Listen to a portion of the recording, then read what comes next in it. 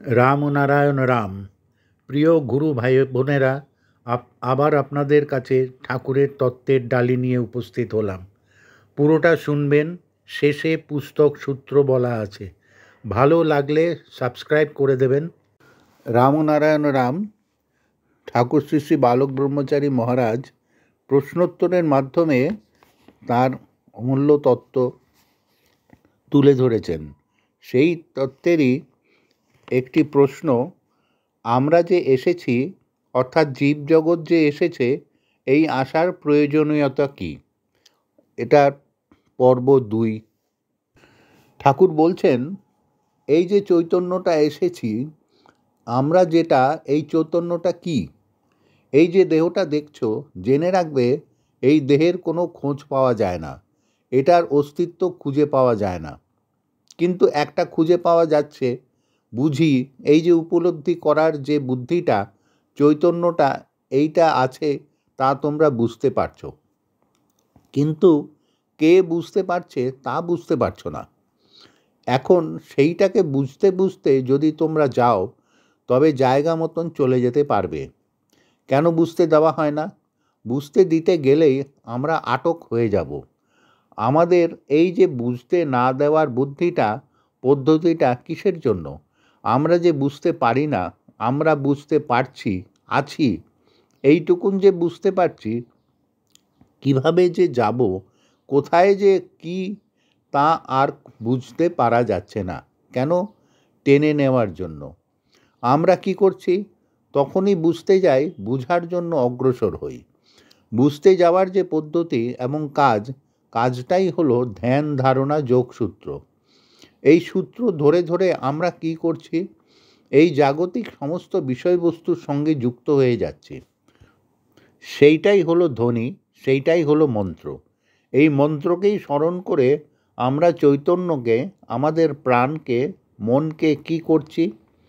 সেই কাজে নিযুক্ত করার জন্য আমরা নিবিষ্ট চিত্তে সেইভাবে খুশি যদি স্মরণ করি শব্দকে, এই সৃষ্টির বিরাট সত্তাকে, তবে অনায়াসে আমরা সব কিছু বুঝে নিতে পারি। এই চৈতন্য কি করছে? চৈতন্যটা ঠিকই থেকে যাচ্ছে। স্রষ্টা কি করছেন? প্রতি মুহূর্তে চৈতন্যের ভিতর দিয়ে শুধু রূপ নিয়ে যাচ্ছেন, রূপ নিয়ে নিচ্ছেন। কেন নিচ্ছেন? তিনি নিজেকে নিজে উপলব্ধি করার জন্য, নিজেকে নিজে বুঝবার জন্য হচ্ছে বিভিন্ন রূপ, বিভিন্ন সৃষ্টি এবং ব্যবধান ও পার্থক্য। এই যে পার্থক্য বোধ, ব্যবধান বোধ এবং বিভিন্নতা বোধ, এই বোধের ভিতর দিয়ে, এত ভাগাভাগির ভিতর দিয়ে কি করছেন? নিজেকে নিজে তিনি বুঝবার জন্য আজও অফুরন্ত, অবিরাম, অনবরত সৃষ্টি করে চলেছেন, যে আমি আমাকে বুঝব, আমার সত্তাকে বুঝব বিভিন্ন রূপে, বিভিন্নভাবে, বিভিন্ন সত্তায়। এবং সেই জন্য ঠিক এইভাবে এই শব্দগুলো, ধ্বনিগুলো, নাদগুলো বিভিন্ন রূপে রূপান্তরিত হয়ে চলেছে। তাই কেউ আজ পর্যন্ত কোনো রূপকে, তার সত্তাকে, আমার আমিত্বকে প্রতিষ্ঠা করতে পারেনি। কেন? প্রতিষ্ঠা করতে গেলেই এক জায়গায় প্রতিষ্ঠা হয়ে যায়। কেউ সম্পূর্ণ খোঁজ পেয়ে বলেনি যে আমি খোঁজ পেয়েছি। খোঁজ এক জায়গাতেই পেয়ে যায়, খুঁজতে খুঁজতে এমন জায়গায় চলে যায় যে মিলতিতে চলে যায়। এই গন্তির এমনই গণা যে চৈতন্য, তার কি চমৎকার! আঙুলগুলো তো তুমি না, কিন্তু একটা আঙুলে চিমটি দিলে বোঝা যায় ব্যক্তিগত বোধ আছে, এবং যার যার স্বাধীন চিন্তায়, স্বাধীন মনে, স্বাধীন বোধ আছে। কি করছে চৈতন্য? কেন করছে? স্রষ্টা তার স্বাধীন চিন্তায়, স্বাধীন মনে, স্বাধীনভাবে এই সৃষ্টির কার্য চালিয়ে গেছেন। এবং কি করছেন? প্রত্যেকটি আলাদা, প্রত্যেকটি ব্যবধান, প্রত্যেকটি পার্থক্যের ভিতর দিয়ে নিজের সত্তাকে তিনি পৃথকভাবে উপলব্ধি করছেন। বাচ্চার বাবা কি করলেন?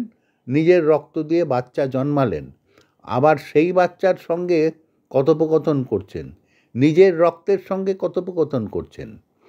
ছেলে বাপের হাত পা টিপছে, ছেলেকে বাবাকে খাওয়াচ্ছে। এ কী রে বাবা, আমারই রূপ, আমারই গুণ, আমারই সত্তা আর একটা রূপের ভিতর দিয়ে আমি আমাকে বাবা ডাকছি। তোমারই রূপ, তোমারই রক্ত, তোমারই বীর্য তোমাকেই বাবা ডাকছে। এটাতে কি বুঝিয়ে দিচ্ছে? স্রষ্টা বলছেন, তোমার রক্তের ভিতর অগণিত মানুষ গড়াগড়ি খাচ্ছে, তোমার রক্তের অগণিত মানুষ। তুমি কি একা? তুমি একা বসে আছো, কিন্তু তোমার মধ্যে অফুরন্ত মানুষ বসে আছে। একজন মানুষের মধ্যে কোটি কোটি মানুষ আছে। তাহলে একটা মানুষের বুদ্ধি, কোটি কোটি মানুষের সত্তা সুপ্তভাবে রয়েছে তোমার মধ্যে। বুঝতে পেরেছ? একটা মানুষের বীর্য যদি একটুও নষ্ট না হয়, তবে সেই একটা মানুষের বীর্য দিয়ে হাজার হাজার পৃথিবী ভরে দেওয়া যায়। তাহলে এগুলি মানুষ, এতগুলি মানুষ, এতগুলি বুদ্ধির সত্তা তোমাতে ন্যস্ত। তোমার মধ্যে তাহলে ক্রিয়া হচ্ছে, তাতে কি বুঝতে পারছো? তাতে বুঝতে পারছো এই শেষ হয়নি। তোমার মধ্যে যে একটি মানুষ সৃষ্টি হলো, তার মধ্যে অফুরন্ত, ছেলের মধ্যে অফুরন্ত, ছেলের ছেলের মধ্যে অফুরন্ত, তার ছেলের মধ্যে অফুরন্ত। তাহলে তুমি কোথায়? তুমি তো তাহলে একা নও, তুমি এতটুকুন নও। তোমার বীর্যে বহু পৃথিবী ভরিয়ে দেওয়া যায়। তাহলে ছেলের ছেলে, তার ছেলে, এইভাবে পৃথিবীময় তুমি। সৃষ্টির সমস্ত জীবজগতের সত্তা নিয়ে তোমার এই দেহ গঠন। তোমাকে খুঁজতে গেলে তুমি কত মানুষ, কত জীব, কত নামে তুমি আছো। তাহলে তোমার এতটুকুন সত্তাতে শুধু তোমার কথা নয়, তোমার সত্তা তোমার নয়, তুমি বলে যেটা মনে করছো, অফুরন্ত বিশ্বজগতের সমস্ত জাগতিক বুদ্ধিবৃত্তির সত্তা নিয়ে তোমার মন, তোমার প্রাণ, তোমার দেহ গঠন। তুমি যখন কথা বলো, তোমার ভিতরে অফুরন্ত স্ফুরণের সেই সাড়া দেয়। তাহলে জগতের সমস্ত স্ফুরণের মধ্যে সেই সত্তা গিয়ে স্পর্শ পায়। তবে কেন জাগে না? ব্যবধান হয়ে তুমি রয়েছ। বরফ আর জলে কথা বলে। বরফ বলছে, আরে জল, আমি তো এতদিন তোর মতন ছিলাম। বরফ সাগরের জলে ঢেউয়ে দুলছে আর জলকে বলছে, আমি তোর মধ্যে তোর মতনই ছিলাম। জল বলছে, তাহলে কি হবে? এখন তো আমার ঢেউয়ে দুলছ। বরফ বলছে, ভাই, আমি আবার কবে তোমার সঙ্গে মিলব? জল বলে, জানি না কবে মিলবে। বরফ বলছে, আমি কি মিলতে পারবো না তোমার সঙ্গে? জল বলছে, এখন তো দোলো। বরফ দুলছে আর ভাবছে, কবে সূর্যের দেখা পাবো, তবে আমি গলব। দুঃখ করে বলছে, কবে আমি গলব রে ভাই? একদিন তো তোমার মতন গলেছিলাম, সমস্ত জায়গায় আমি মিশেছিলাম, আর এখন আমি তোমার মধ্যে বাড়ি খাচ্ছি, থাপড়া খাচ্ছি আর নাচছি। জল বলছে, তুমি আকাম করতে গিয়েছো, এখন নাচো। মানে আমরা দুলছি, কেননা নিজেরা নিজের দ্বন্দ্বে জমাট বেঁধে গেছি। সেই যে অফুরন্ত ফোয়ারা, সেটার মধ্যে মিশতে পারছি না। মিশতে না পারলে কি হবে? আমরা সেই জল, সেই ফোয়ারায়, সেই বরফ হয়ে নাচছি। সেটা কি হচ্ছে?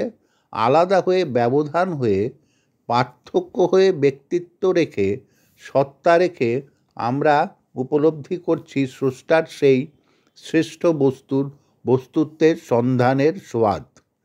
সেই স্বাদটা আমরা উপলব্ধি করতে পারছি আলাদা ব্যবধান থেকে। কিন্তু ভিতরের অর্থ হচ্ছে কি?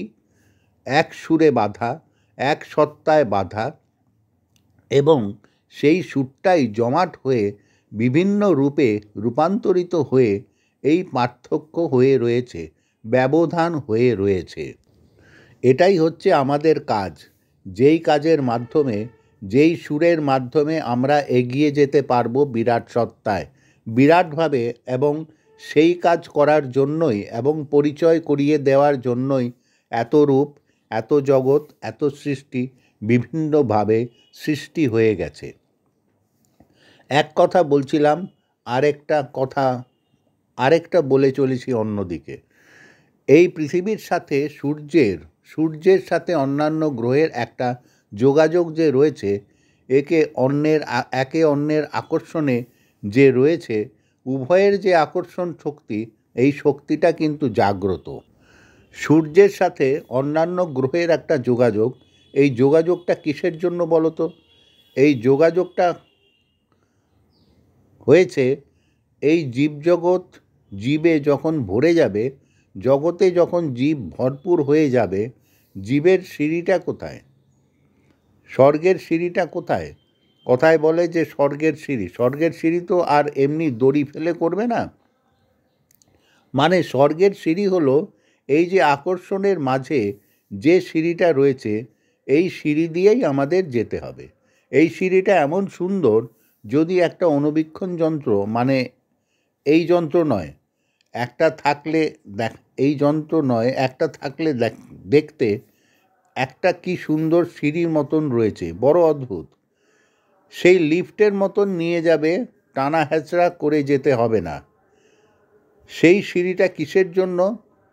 সেটা পৃথিবীকে যে টেনে রাখতে পারবে, সূর্যকে যে টেনে রাখতে পারে, সমস্ত গ্রহ উপগ্রহকে যে টেনে রাখতে পারে, এই টেনে রাখার শক্তিটার থেকে যখন আমরা এসেছি, তখন আমরা তো সেই শক্তির সঙ্গেই যুক্ত। তাই আমরা সেই শক্তির সঙ্গেই যাব, সেইভাবেই মিশব। কিভাবে জানো? আমরা বীজ হয়ে এসেছি, গাছ হয়ে বের হলাম, ফুল ফল হয়ে আবার বীজ হয়ে যাব। আমাদের কোনো অসুবিধা নেই, আমরা ঠিক চলে যাব। যে বীজ পুঁতেছি সেই বীজ হয়ে বেরিয়ে যাব। আমাদের এই যে আকর্ষণটা রয়েছে, এই আকর্ষণটাই যাবার রাস্তা। তোমরা এই শুনে মনে করতে পারো, ফাঁকা জায়গাতে কি করে যাব? ফাঁকা জায়গাতে কোথায় ছোটাছুটি করব? এই ফাঁকা জায়গাতে যে একটা বিরাট রাস্তা রয়েছে, সেটা তোমরা তো দেখতে পাচ্ছ না। অতি অপূর্ব রাস্তা, অতি সুন্দর রাস্তা। এই রাস্তা দিয়ে সবাই আমরা এগিয়ে চলে যাব, এবং যাবার জন্যই স্রষ্টা তৈরি করে রেখেছেন। কেন রেখেছেন? তার স্বার্থ, স্রষ্টার স্বার্থ হলো বড় স্বার্থ, সবচেয়ে বড় উদ্দেশ্য তার। সেই ইচ্ছাটাই পূরণ করার জন্য এই রূপ, এই জগৎ, এই সমস্ত কিছু। তার ইচ্ছাকে পূর্ণ করাই হলো আমাদের কাজ, এবং তিনি আমাদের ভিতর দিয়েই সেই ইচ্ছা শক্তিকে পূরণ করে দিয়েছেন। এই পূরণ করতে গিয়ে তোমাদের কোথায় গিয়ে আটকাচ্ছে জানো? আটকাচ্ছে, স্রষ্টা এক জায়গাতে গিয়ে বারে বারে হোঁচট খাচ্ছেন। স্রষ্টা নিজে স্বাধীন কিনা? তাই তিনি কি করেছেন? তিনি সমস্ত জীবের মধ্যে ইচ্ছা শক্তিটা দান করে দিয়েছেন। এইটা দিয়ে দেওয়াতে তিনি একটু অসুবিধায় পড়ে গেছেন। প্রত্যেকের মধ্যেই এই ইচ্ছা শক্তিটা দিয়ে দিয়েছেন। তিনি যে স্বাধীন, তিনি যে বিরাট, তাই সেই জায়গায় তিনি আটকাননি। সুতরাং সেই স্বাধীন চিন্তাটা দিয়ে দিয়েছেন এই অজ্ঞানতার মাঝে, এই অবুঝের মাঝে। স্বাধীনতা বুদ্ধির, স্বাধীন চিন্তার স্ফুরণ তার মধ্যে দিয়ে দিয়েছেন। তাতে ভালোও হয়, মন্দও হয়। কিসে? তুমি ইচ্ছা করলে তোমার হাতটা কেটে ফেলে দিতে পারো, এই স্বাধীনতা তোমার আছে। ইচ্ছা করলে তুমি তোমাকে বিনাশ করে দিতে পারো, এই স্বাধীনতা তোমার আছে। ইচ্ছা করলে তুমি কাজ না করে থাকতে পারো, এই স্বাধীনতা তোমার আছে। কিন্তু আর একদিকে তোমার স্বাধীনতা নেই। স্বাধীনতা তোমার থাকতো যদি তুমি হাত কেটে ব্যথা না পাও। ব্যথা পেলে এই স্বাধীনতা মূর্খতা। তোমার ভিতর যে স্বাধীনতা তিনি দান করেছেন, ইচ্ছা করে তুমি যদি তা অপব্যবহার করো, দুধ না খেয়ে তুমি যদি নর্দমার জল খেতে যাও, সেখানে বলার কিছু নেই। স্রষ্টা তা আটকাবেন না। কেন আটকাবেন না? কারণ তিনি দান করেছেন। তিনি যা দান করে দিয়েছেন তার মধ্যে হস্তক্ষেপ করা নিষিদ্ধ বলেই হাত দেন না। তোমার ভিতর যে চেতন আছে, সচেতন আছে, তুমি প্রতি মুহূর্তে তোমাকে সজাগ করে দিচ্ছে যে কি করা উচিত বা না উচিত। সেই হিসাবে যদি আমরা চলি, তবে আর অসুবিধা হয় না। সত্যিকারের সেই স্বাধীনতাকে যদি আমরা অমর্যাদা না করে মর্যাদা দিয়ে চলি, তবেই হবে তার স্বাধীনতা দেওয়ার মর্যাদা রক্ষা করা, সত্যিকারের সেবা করা। আমাদের স্বাধীন বুদ্ধি স্বাধীন চিত্তার যদি সদ্ব্যবহার করি তবেই হবে তার সত্যিকারের পূজা, এবং সেই হিসাবে তোমরা কাজ করে যাও।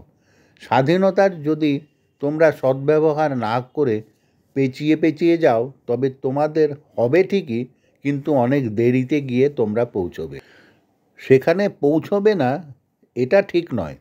স্রষ্টার নিয়মে সেদিন একদিন না একদিন আসবে, সে এখন লক্ষ বছরেই হোক আর কোটি বছরেই হোক।